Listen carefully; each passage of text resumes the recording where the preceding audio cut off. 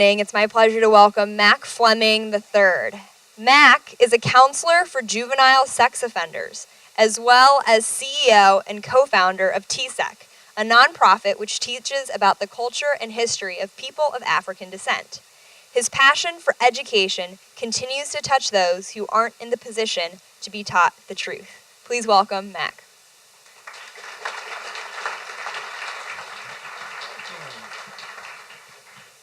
Good evening, distinguished ladies and gentlemen. How are you all doing this evening?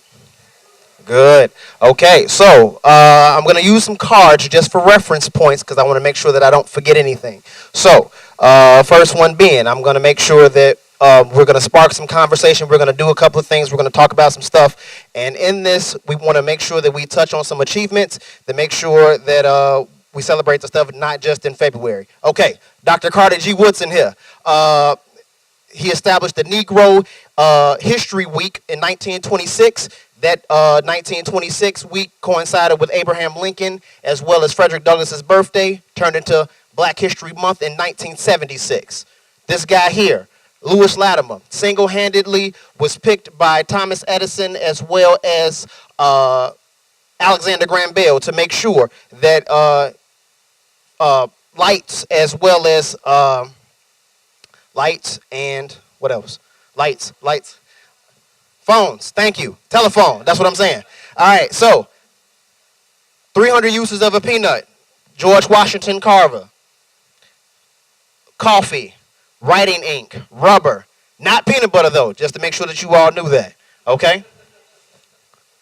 Next is Alexander Miles. Alexander Miles did not invent the elevator, but his innovation should not go unnoticed. The way that elevator doors close, the way that they close when the elevator's not in use, as well as the doors of the elevator shaft.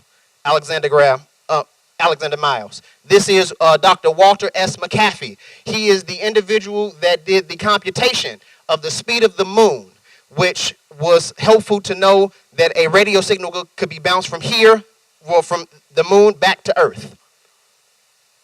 Garrett A. Morgan, 1912, did the smoke hood and protector, which is what we know now as the gas mask. He was, with that innovation, the U.S. Army was his #1 contributor after some time. We've got Dr. Charles R. Drew, who was the first director of what we now know as the American Red Cross Blood Bank due to his work for World War II. This man, Dr. Daniel Hale Williams, first open heart surgery, July 9th, 1893. Who we got? Patricia Bath.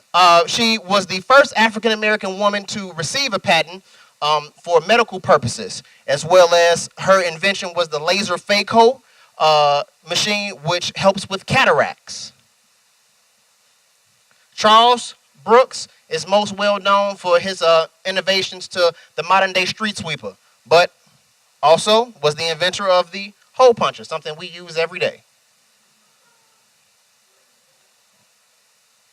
Granville T. Woods, known as also as the Black Thomas Edison, was the inventor of the synchronous railway telegraph, long technical term for the way that trains talk with train stations. This man, Benjamin Banneker, controversial guy from the 1800s. Simply, his inventions included the layout of Washington, D.C., the first fully functional clock in the U.S., as well as he was able to predict sunsets and things of that nature. This here is Mr. Alfred Crail. Mr. Alfred Crail is the inventor of something that we use, especially during the summer months with screaming children, the ice cream scooper.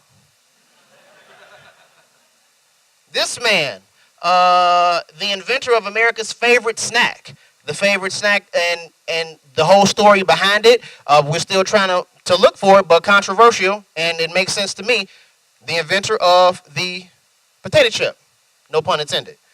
This here, Frederick McKinley Jones, is the person that we should give thanks to for long truck refrigeration. Over 50 patents in his lifetime. James Maceo Edward West, doctor, 90% of microphones today use the foil electric microphone, which is what he came up with in 1962. This gentleman, Thomas L. Jennings, the history books have completely kind of X'd him out of it, but he came up with the process and was also the first African American to receive a patent in 1821 for the dry scouring process, which is what we now know as dry cleaning. This is the picture of the 13th census, 1910. The only reason that I use the picture is because I'm assuming everybody else in this room kind of learned that slaves came along and everybody was on the ship. In actuality, in 1790, what it comes out to be is that there were 757,101 African Americans in the U.S.